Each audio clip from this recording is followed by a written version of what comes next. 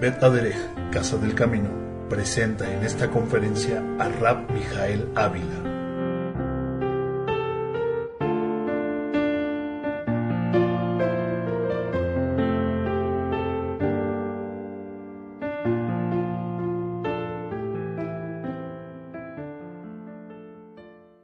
Shabbat Shalom desde la sinagoga Bet Aderech, Casa del Camino. Le saluda el rabino Mijael Ávila en este día que es el día 5 del mes de Tisri del año 5766.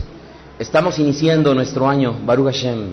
Y en este día que se le conoce con el nombre de Shabbat Shuvah o Shabbat Teshuvah, en realidad es un sábado destinado precisamente para el retorno, el volver, el arrepentirnos.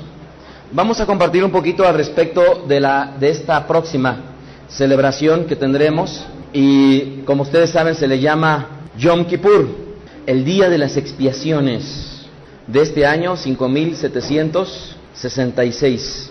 Es importante que conozcamos que la tradición de nuestro pueblo nos invita a que previo al ayuno del día de Yom Kippur nosotros tengamos una seudá. ¿Y por qué una seudá si no es el mero día? Bueno, esta seudá se le conoce con el nombre de seudá Amavseket, que vendría a significar la última comida.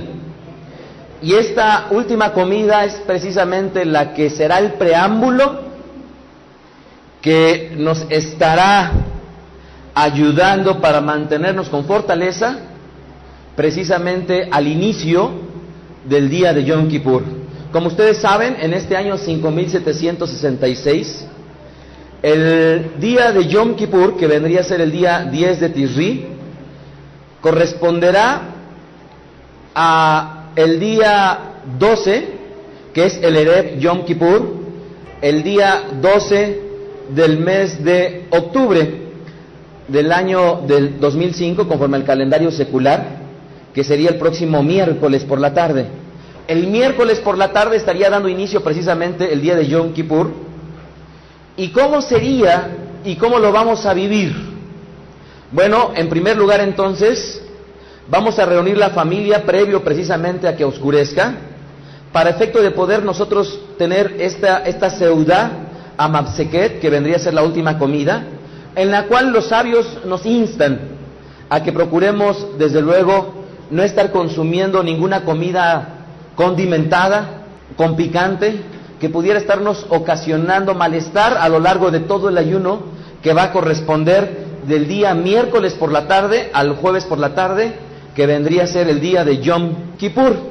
Previo a la seudá existe una ceremonia que se lleva a cabo que se le conoce con el nombre de Bidui. Es importante conocer que el Bidui como tal, existen varios Biduim, existen varias vendrían a ser frases que compondrían lo que vendría a ser una teshuvá, un arrepentimiento. Sin embargo, en nuestro pueblo hay una frase que vendría a saciar la tradición al respecto del arrepentimiento previo al inicio del día de Yom Kippur y previo a la seudá. Y esta frase se dice así: Hatati, Abiti, Pashati. Repítanla conmigo. Hatati. Si bien es cierto, muchas comunidades tienen una porción de un bidui, que vendrían a ser varias frases correspondientes al anhelo del hombre para arrepentirse. Dice la tradición que con el solo mencionar esta frase, Hatati, Abiti, Pashati, uno está cumpliendo precisamente con esa reglamentación. ¿Qué es lo que significa Hatati, Abiti, Pashati? He pecado sin intención, con intención y también con la intención de rebelarme en tu contra. Hatati, Abiti, Pashati, he pecado sin intención, con intención y también con la intención de rebelarme en tu contra. Esta frase va a ser importante que en las casas de cada uno de nosotros, en esta seudá Amavseket, nos reunamos habitualmente en la tradición sefaradí, que es la que nosotros seguimos. Se come como seudá un plato precisamente de pollo con verduras. Obviamente le van a quitar el chilito, ¿cómo se llama el verde? El chilito serrano, y le van a quitar la cebollita y todo lo que pudiera ser de condimento, para efecto de que podamos nosotros hacer esta seudá. Pero previo a la seudá vamos a decir todos juntos Hatati, Abiti, Pashati, para efecto de sincronizarnos con los tiempos en los cuales vive nuestro pueblo. ¿Cuáles son las prohibiciones que tendríamos nosotros que llevar a cabo en este día tan importante? Hay 5 cosas básicamente prohibidas. La mayoría de ustedes ya las sabe, pero es importante recordárselas. ¿Cuáles son? Primera prohibición, y todas estas prohibiciones que voy a comentar van a surtir efecto una vez que caiga el sol hasta la caída del día, obviamente del día siguiente, para efecto de concluir todo el día del mes, el día 10 del mes de Tishri. Primera prohibición: comer y beber. Está prohibido comer cualquier clase de alimentos, desde luego, beber cualquier clase de bebidas, por mínima que sea. ¿Qué quiere decir esto? Que si usted está preparando tal vez un alimento porque tiene un enfermo de gravedad en su casa, bueno, ni siquiera para saber si está bien condimentada el alimento. ¿Correcto? Baruch Hashem, en las familias que están ahorita aquí presentes no tenemos ninguna persona de gravedad, lo que nos hace ni siquiera tener esa tentación, las mujeres sobre todo, Baruch Hashem, pero por mínimo que sea nos vamos a abstener de cualquier clase de comida o de bebida. De igual modo está prohibido beber cualquier líquido, salvo en caso de peligro y sobre todo cuando existe una opinión médica, esto sobre todo en caso de algún evento, de alguna contingencia en el cual un niño se está tomando algún tipo de, no sé, de contaminante, ¿no? Bien, durante todo ese día igualmente estará prohibido lavarse.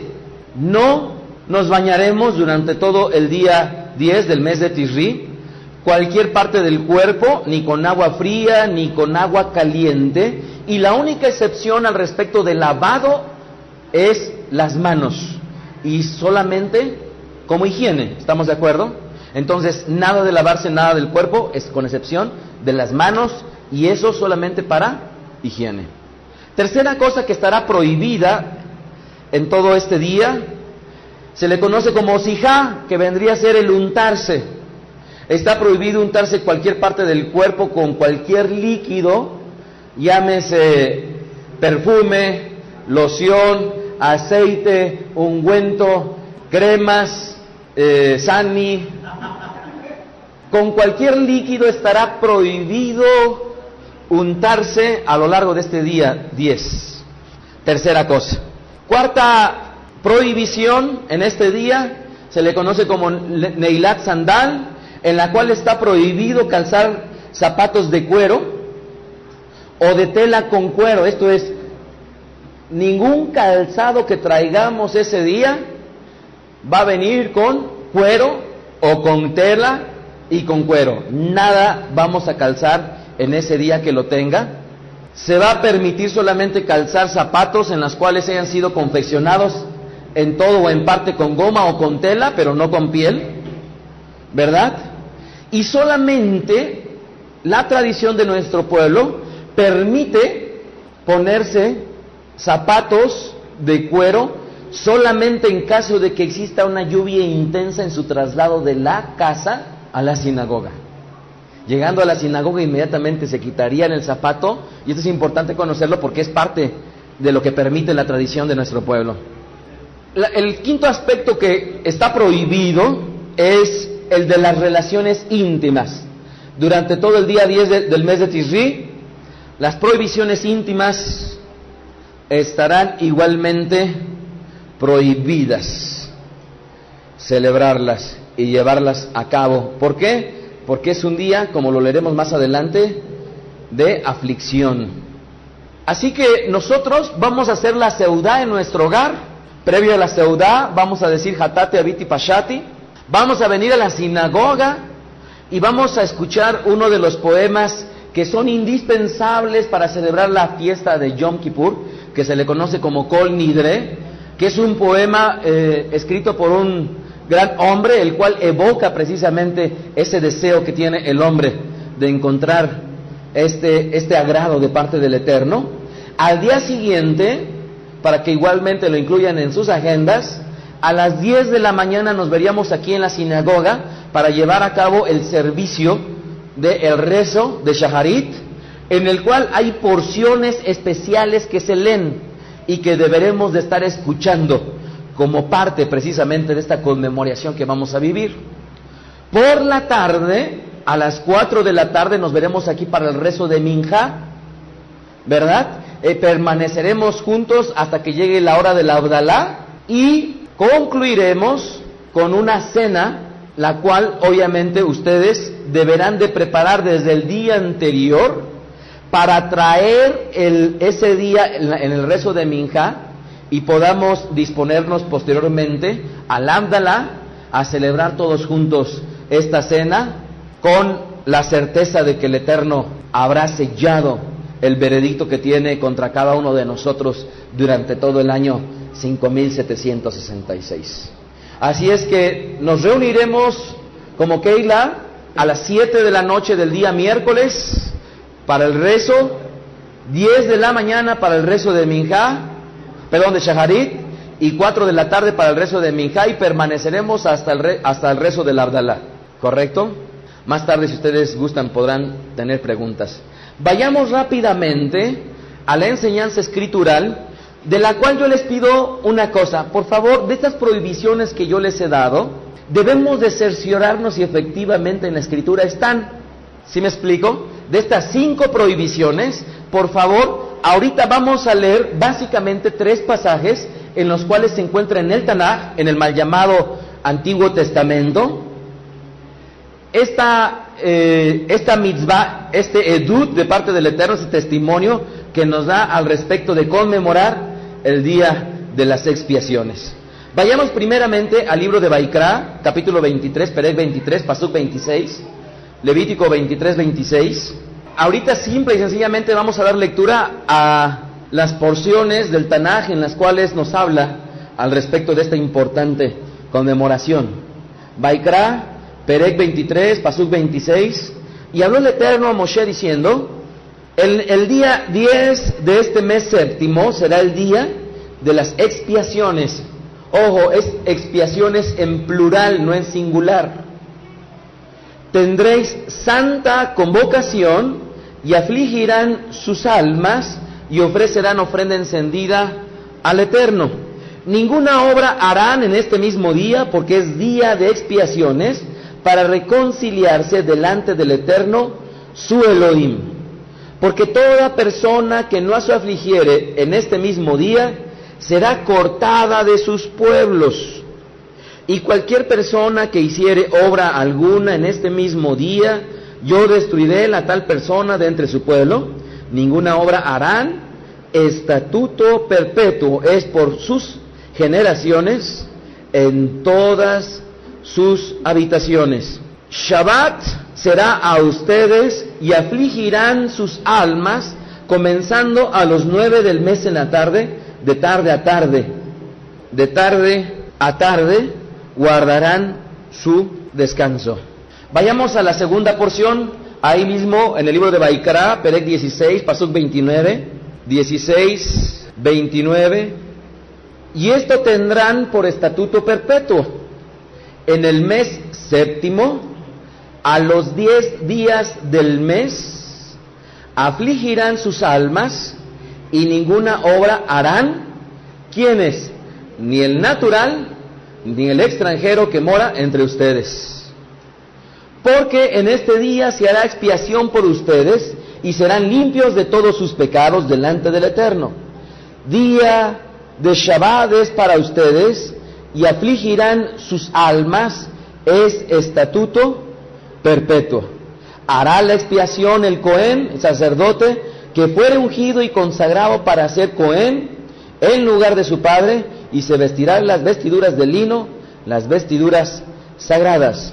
Y hará la expiación por el santuario santo y el tabernáculo de reunión. También hará expiación por el altar, por los Coanim y por todo el pueblo de la edad de la congregación, y esto tendrán como estatuto perpetuo para hacer expiación una vez al año por todos los pecados de Israel.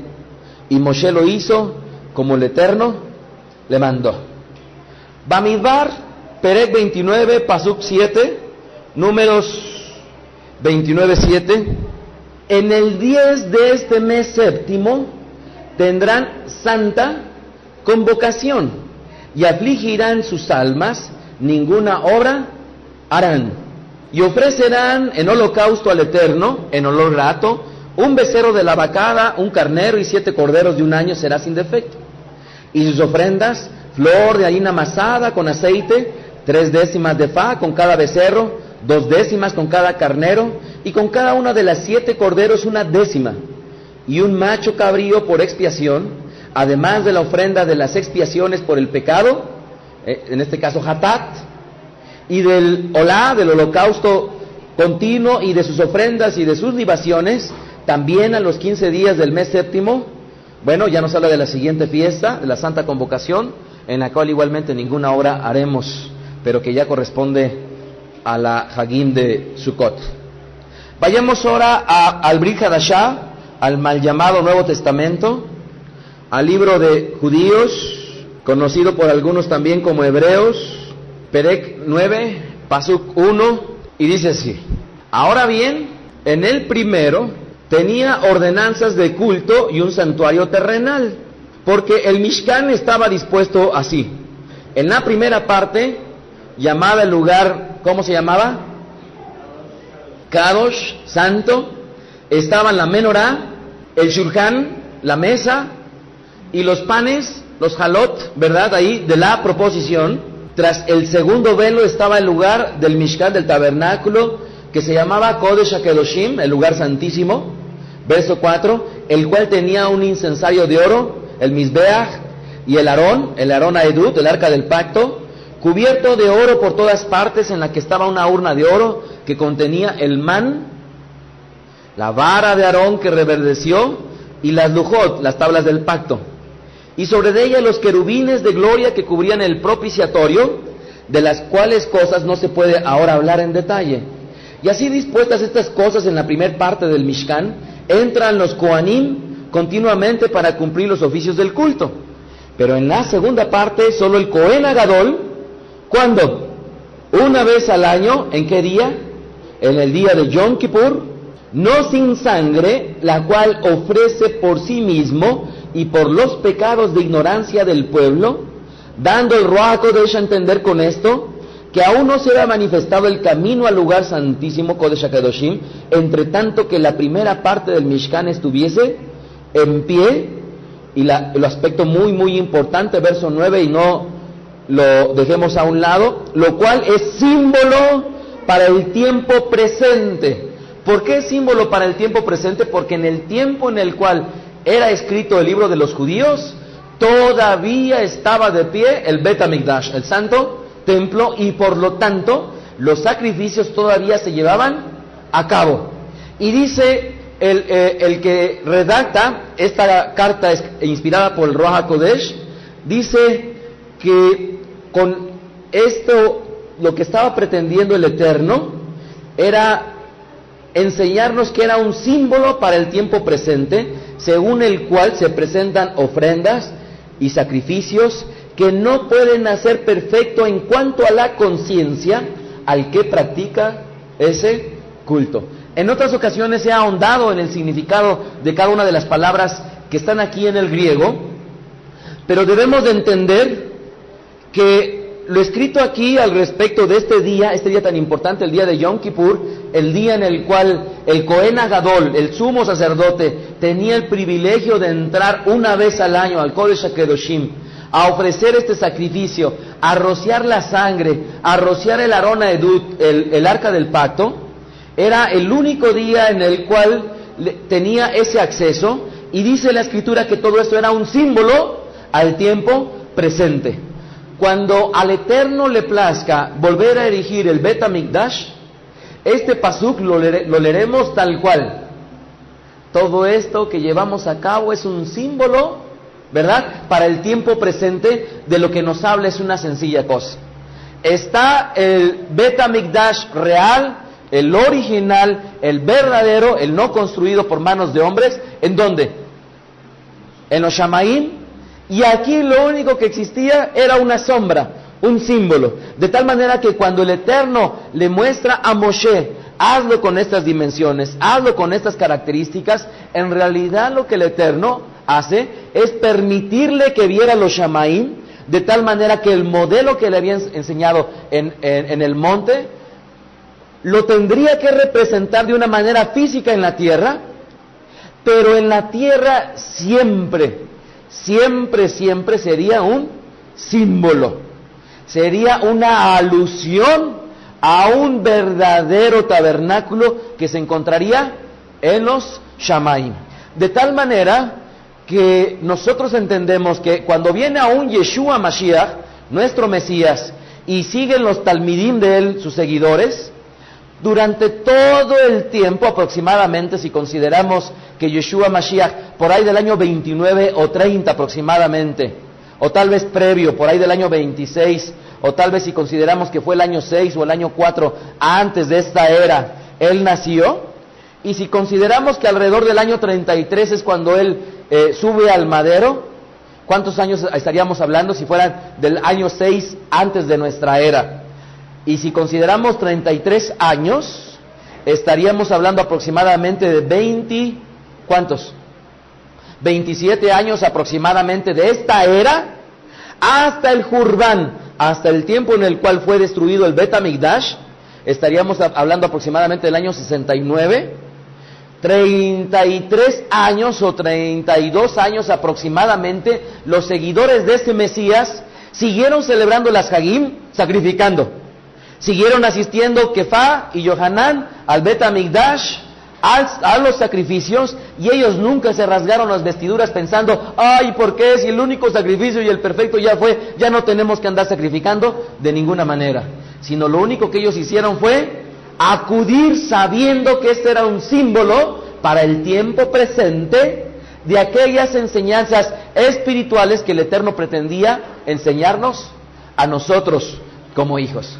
De tal manera que en este ciclo de lecturas de la Perashá, que por cierto, roguemos al Eterno ya estar estrenando el manto de la Torá para cuando estemos danzando. Yo me estaba preguntando, ahorita no sé si se fijaron ustedes, gran parte de la Torá obviamente se encuentra del lado derecho. Yo me acerqué con el Roé y le dije, Roé, voy a tener que hacer una planificación para el próximo año, para que cuando lleguemos a estas fechas te toque a ti también estar al frente y no a mí. ¿Por qué? Porque en estas últimas semanas, cargar el Sefer Torah, vaya que cuesta.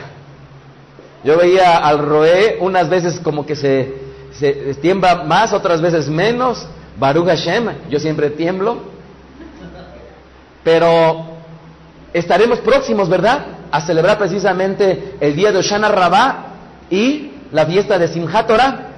Y en ese día ya todo el Sefer le habremos dado vuelta, porque vendrá precisamente el que tenga el privilegio de leer la última porción de la Torah, ¿verdad? Después el que dé inicio al ciclo de lectura, y entonces en ese momento nos tardaremos unos cuantos minutos en darle vueltas al Sefer, al rollo de la Torah, para volver otra vez a comenzar, y cuando dancemos va a estar completito, Ari.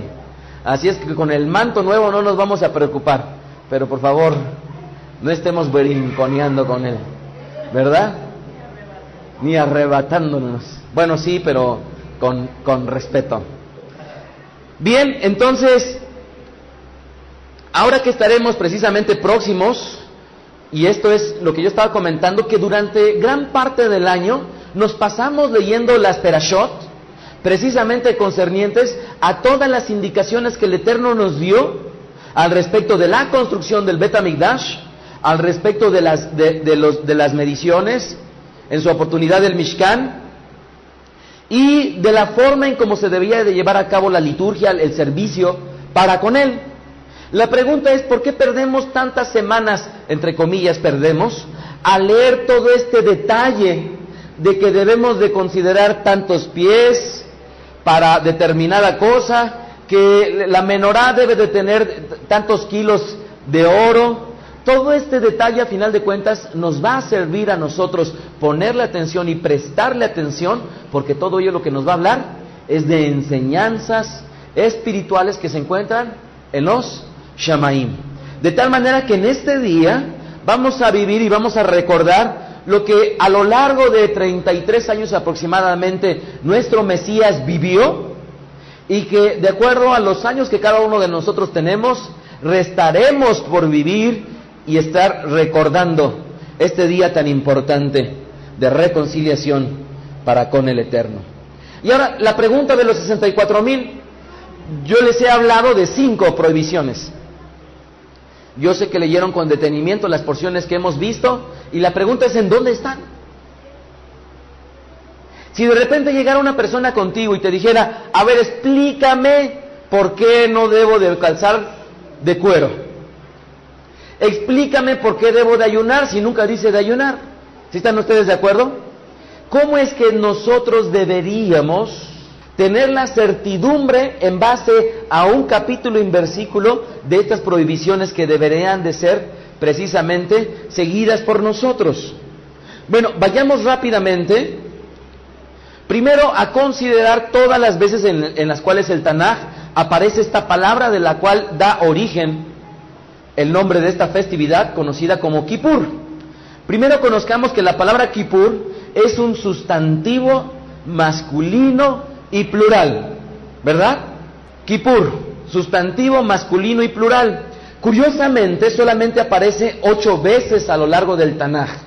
Kippur solamente aparece 8 veces a lo largo del Tanaj, y es interesante identificar que la raíz etimológica de la palabra Kippur procede del hebreo kafar. Kafar es el verbo que da etimológicamente la raíz a la palabra Kippur. Aquí, cuando ustedes que saben el Aleph Bet, el alefato, saben ustedes que la letra P, dependiendo la forma en cómo esté escrita o el signo diacrítico que tenga, puede pronunciarse como P o puede pronunciarse como F. Kifu, entonces en este caso la raíz etimológica no es kapar, sino sería kafar, el verbo kafar. Ahora, yo quisiera que antes de ver los 8 versículos en donde se encuentra la palabra Kippur en el Tanaj, les voy a llevar a unos cuantos ejemplos de la palabra kafar. Vamos rápidamente. Bereshit, capítulo 6, verso 14. Bereshit, Génesis 6, pasuk 14. Y dice ahí: hazte una arca de madera de gofer, harás aposentos en el arca, y la kafar, y la calafatearás con brea por dentro y por fuera. ¿De qué nos está hablando esta palabra kafar? En realidad, el arca de madera la iban a cubrir con brea tanto por dentro como por fuera. ¿Cuál era la intención que se tenía? Que no fuera susceptible a que el agua ingresara a ella, ¿verdad? De tal manera que si con este sencillo ejemplo nos podemos dar cuenta cuál es el significado de esta palabra Kippur. En estricto sentido, no nos está hablando simple y sencillamente de un borrar de golpe y porrazo todo, sino simple y sencillamente de cubrir, Bereshit 32:20, Génesis 32:20. Y dirán también: he aquí tu siervo Jacob viene tras nosotros. ¿Por qué? Dijo: apaciguaré su ira. Y ahí la palabra apaciguaré precisamente se encuentra la palabra sin tono, sin modo y sin tiempo, la palabra kafar. Ojo, sin tono, sin modo y sin tiempo, la palabra kafar. ¿Qué vendría a ser al respecto de apaciguaré su ira? Cubriré. ¿Sí se dan ustedes cuenta? Apaciguaré su ira con el presente que va delante de mí. Y por ello es que esta palabra etimológica kafar es la que da origen a Kippur, y por eso es que muchas veces se habla de reconciliar, de apaciguar. Shemot 32:30, Éxodo 32:30. Y aconteció que al día siguiente dijo Moshe al pueblo: ustedes han cometido un gran pecado, pero yo subiré ahora al Eterno, quizás le aplacaré acerca de su pecado. Y nuevamente la palabra aplacare, en el hebreo sin tono, sin tiempo y sin modo, se encuentra la palabra hebrea kafar, ¿verdad? Y ahí está hablando de aplacar acerca del pecado con relación al Eterno.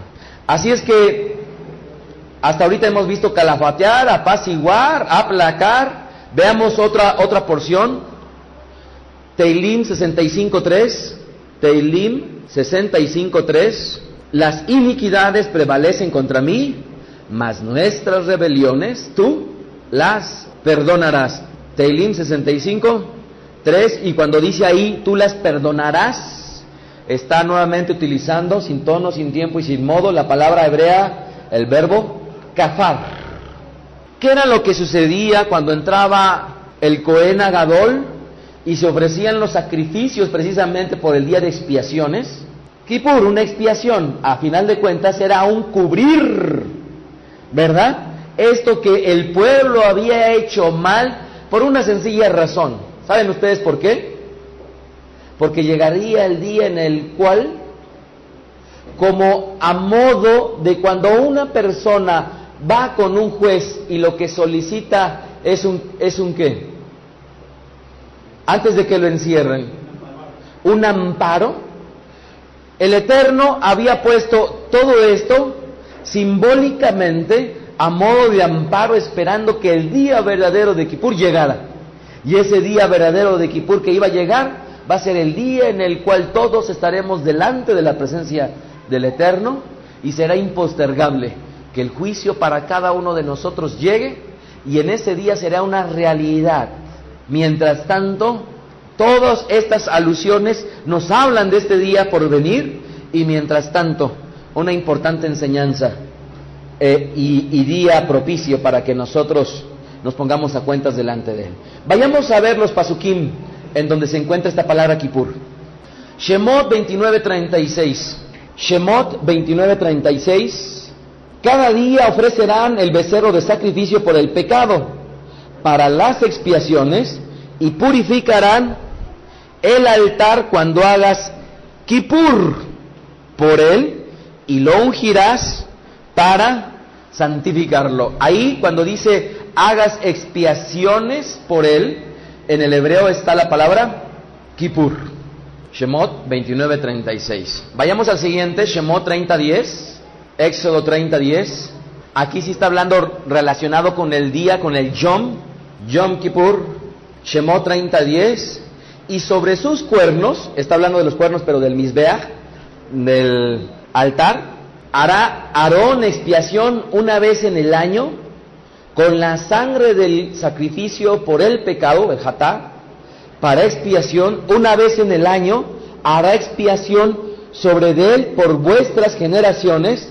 Y dice algo muy interesante: será muy santo al Eterno. Y como les platicaba ya previamente, es uno de los días en los cuales en el judaísmo existe una mayor afluencia a las sinagogas. Eso igualmente sucede en Bedaderech, Baruch Hashem. Shemot 30:16. Aquí están hablando de dar el rescate por una persona que fuera mayor a 20 años. Shemot 30:16. Y tomarás de los hijos de Israel el dinero de las expiaciones. ¿Se acuerdan ustedes cuando dimos el Mahatzil la Shekel?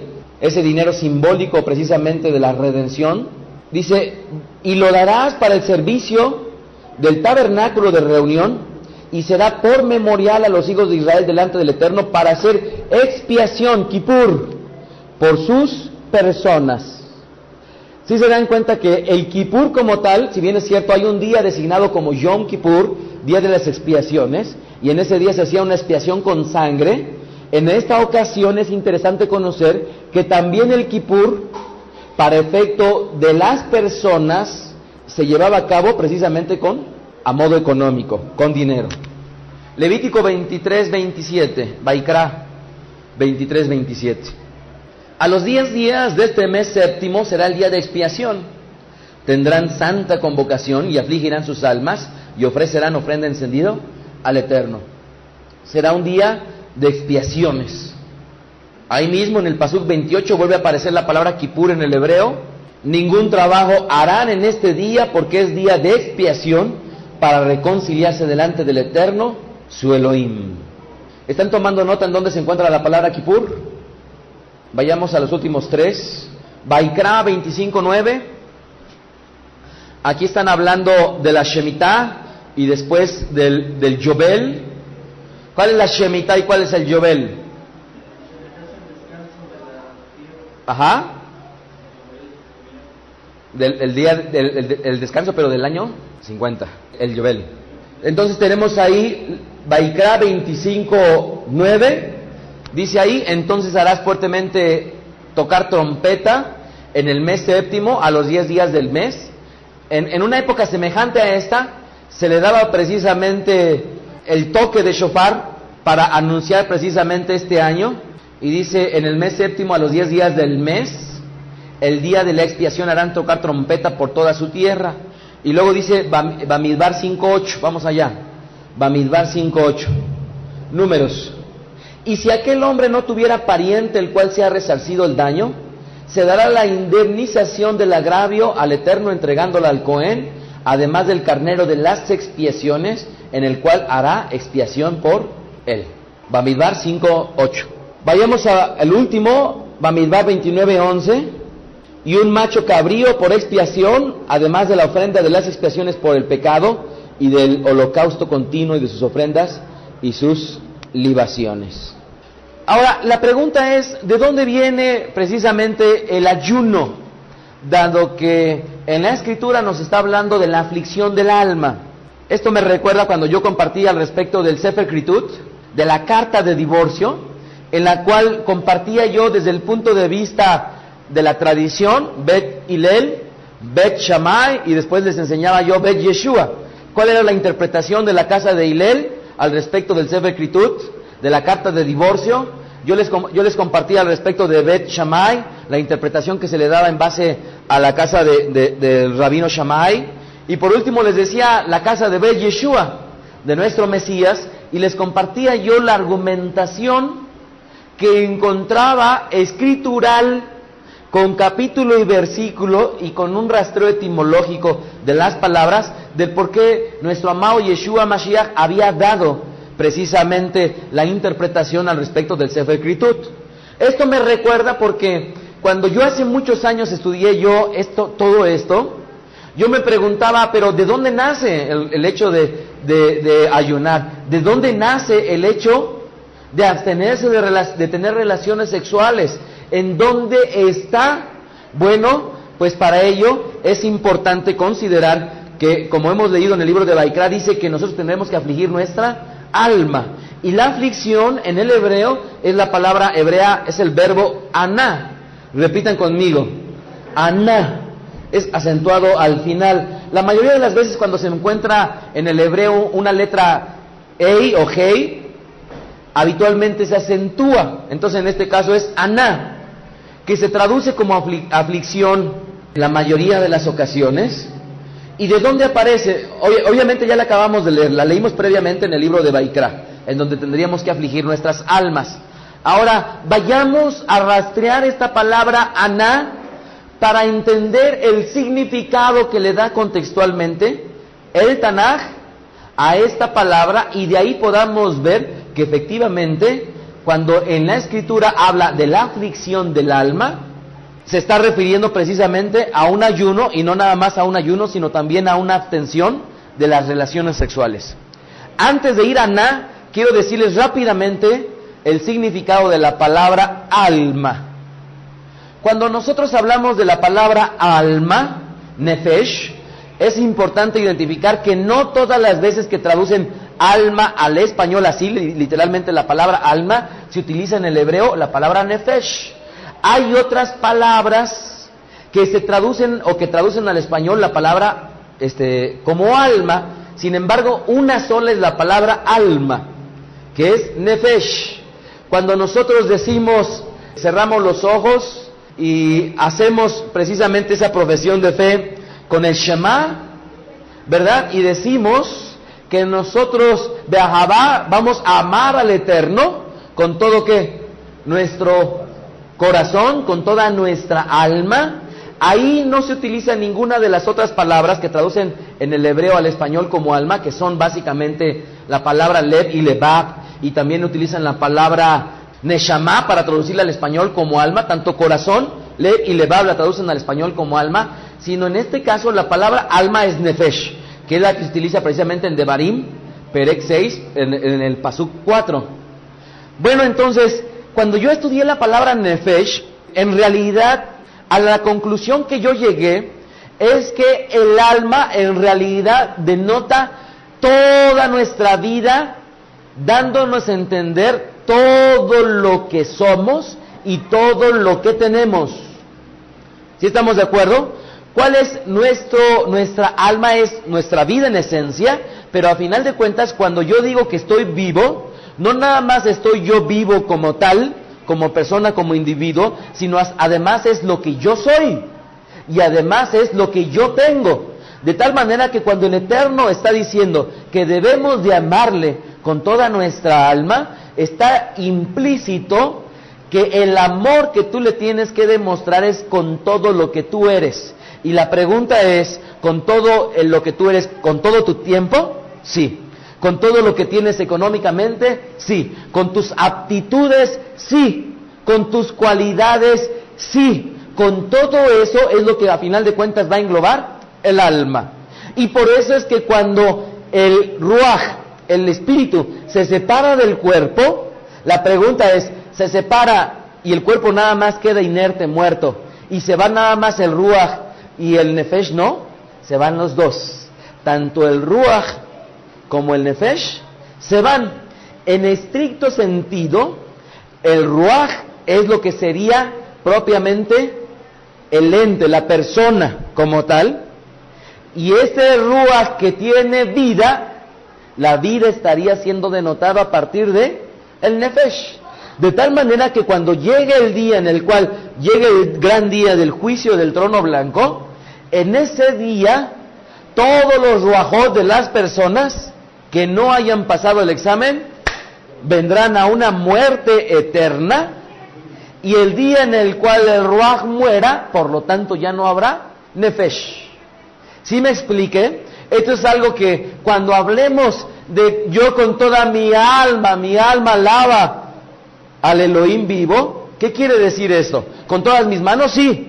¿Con todas mis piernas? Sí. ¿Al danzar? Sí. ¿Por qué? Porque el alma está denotando todo, absolutamente todo lo que yo soy. Así es que cuando leamos una porción en la Escritura, primero cerciorémonos si efectivamente dice Nefesh, y después entendamos que el contexto en el cual se está hablando es de todo, absolutamente todo lo que somos. Nuestro intelecto, ¿sí? Nuestras cualidades, nuestras aptitudes, nuestra misma vida que denota absolutamente todo. Por lo tanto, cuando en la Escritura dice que en ese día vamos a afligir nuestra alma, ¿qué es lo que va a suceder? Todo lo que nosotros somos tendrá un momento en el cual nos vamos a privar de todo aquello que nos cause placer, deleite. Y hay algo que nos causa placer y deleite, básicamente, que es la comida, la bebida, y a los que estamos casados, el placer conyugal. Vayamos a encontrar un capítulo y versículo. Primero vayamos a ver Bereshit capítulo 15, verso 13. Bereshit 15, 13. Y dice ahí la Escritura: entonces el Eterno dijo a Abraham: ten por cierto que tu descendencia morará en tierra ajena y será esclava allí, y será Aná oprimida 400 años. La pregunta es, cuando fue nuestro pueblo a vivir a Mizraim, dice la Escritura que iba a vivir Aná, afligida. ¿Se acuerdan ustedes? Ellos tenían la posibilidad de comer todo lo que quisieran, no, porque estaban restringidos, ¿verdad? Ellos no tenían la oportunidad de vivir a sus anchas yendo a vacacionar a Disneylandia, no, porque estaban restringidos, ¿verdad? Durante todo ese tiempo nuestro pueblo padeció en su alma. Bereshit 16, 9. Génesis 16, 9. Y le dijo el ángel del Eterno: vuélvete a tu señora y ponte sumisa bajo su mano. Y ahí la palabra sumisa en el hebreo, sin tono, sin tiempo y sin modo, está la palabra aná. Fíjense cómo es que una persona que presta sus servicios, su labor doméstica, está en una condición de aná. Yo estaba viendo un reportaje de cómo es que sufren las mujeres que prestan sus servicios, y ellos decían: es que lo primero que me molesta es que me digan chacha. o que me digan sirvienta. Y ellas empezaban a exponer sus quejas, y me conmovió porque una mujer dice, no hubo un día el cual más me dolió, porque de repente yo llegué y dice, ahí está tu taza de café, y ahí está lo que te tienes que comer, y eso es lo que tienes para ti. Y la persona estaba llorando, pero al final de cuentas detrás de esa servidumbre está implicando una aflicción, ¿correcto? Y ese es parte del significado que tiene que ver con este día importante. Shemot 10:3, Éxodo 10:3. Entonces vinieron Moshe y Aarón a Paro y le dijeron, Hashem Elohim de los hebreos ha dicho así, ¿hasta cuándo no querrás humillarte? Y ahí la palabra humillarse, sin tiempo, sin modo y sin tono, está la palabra hebrea Anna. Lo que estaba esperando el Eterno de Paro era precisamente que se sometiera bajo su escrutinio y bajo sus designios. Por lo tanto, en este día no nada más vamos a vernos oprimidos o sometidos, sino también humillados delante del Eterno. Teilim 119:71, Salmo Teilim 119:71, bueno me es haber sido humillado para que aprenda tus estatutos. En otras traducciones dicen afligido, y es precisamente la palabra hebrea Ana. Ahora vayamos a Yesaya 58:3, Yesaya 58:3, y ahí es donde va a aparecer precisamente la palabra ayuno. Dice ahí, ¿por qué dicen ayunamos y no hiciste caso? Humillamos nuestras almas, y esta palabra humillar está hablando del hebreo aná. Sin embargo, previamente dice ayunamos del hebreo tzum, y es precisamente esta palabra hebrea tzum que es la abstención de comer. Pero si se fijan en el contexto, está hablando de que el ayuno es precisamente parte de lo que compondría la aflicción del alma. Vean el verso 5, por favor, nuevamente, de Yesaya 58. Es tal el ayuno, nuevamente tzom del hebreo, que yo escogí que de día aflija el hombre su alma, que incline su cabeza como junco y haga cama de silicio y de ceniza. ¿Llamarás esto ayuno y día agradable? Si se fijan cómo en el contexto de la aflicción del alma, Aná está haciendo alusión precisamente al ayuno. Ahora, cada vez que existe un ayuno en nuestro pueblo, siempre lleva implícito la abstención de las relaciones coitales maritales. Y Rabí Shaul, conocido como el apóstol Pablo, él siendo un conocedor del judaísmo, cuando escribe sus cartas, él escribe en el contexto hebreo que identificaba al ayuno. Y por eso si nosotros vayamos al libro de Primera de Corintios, capítulo 7, para entender por qué es que Rabí Shaul alude el abstenerse de tener relaciones maritales al respecto de este tema tan importante del ayuno. Verso 5. Fíjense en qué contexto Rabí Shaul está hablando del aná, del abstenerse, del afligir su alma. No os neguéis el uno al otro, a no ser por algún tiempo de mutuo consentimiento, para ocuparse sosegadamente a la ¿qué? A la oración, a la tefilá, y volver a juntarse el uno al otro para que no tiente a Satán a causa de su incontinencia. Parte de la aflicción de un ayuno no nada más está el abstenerse de comer, sino también de no tener relaciones maritales. Y como dice ahí, en esta aflicción uno tiene que predominar en nuestra vida la oración. Y es justamente el contexto en el cual Rab Shaul nos habla en este sentido de la aflicción del alma. Pues bien, hay mucho más por compartir. Esperemos tener todavía el próximo día miércoles por la tarde, el miércoles en el rezo de Shaharit, el miércoles en el rezo de Minjá, posteriormente Arbit con el rezo del Abdalá, para que continuemos en este entendimiento de este día tan importante de Yom Kippur. Desde la sinagoga Bet Aderech, el rabino Mijael Ávila y la congregación, les deseamos Leshana Tová, Tikatebu Betijatemu, que sean inscritos para un buen año y que tengan paz y salud. Shalom Aleichem. Escuchaste a Rab Mijael Ávila. Para conocer más de sus conferencias, visita la página betaderech.com. Síguenos en las redes sociales, YouTube, Facebook, Twitter. Búscanos como Mijael Ávila. Si deseas adquirir alguna conferencia o estudio particular, escríbenos al correo mijael@betaderech.com. Shalom Aleichem.